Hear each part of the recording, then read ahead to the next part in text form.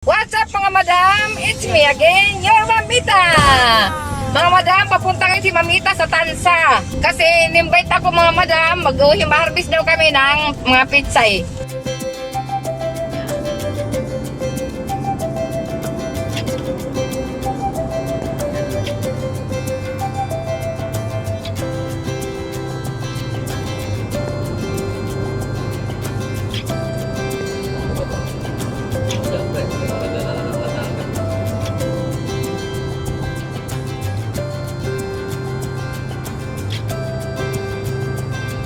Ate si Mamita, nagbabiyahe.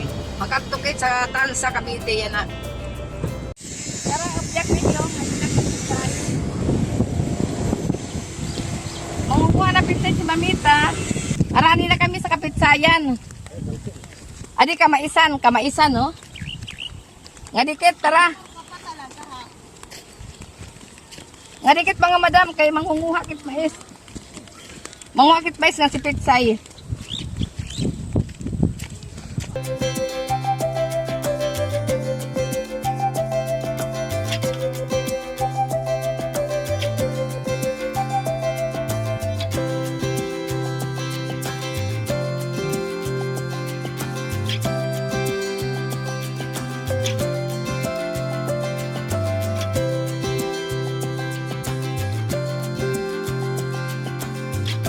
Mga madam, ito na yung pitsay ko kahapon na nakuha doon.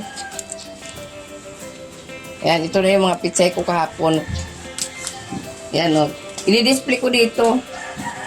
Ito yung mga pitsay ko kahapon mga madam. Tapos, ibenta ko na kasi binili ko to doon kahapon sa sa Tansa.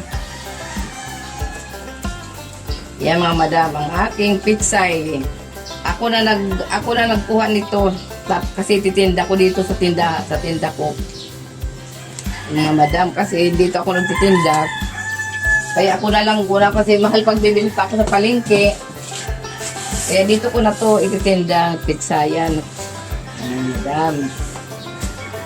Galing ng Tansa, Cavite. Yun lang mga madam, salamat sa panonood ng video ko.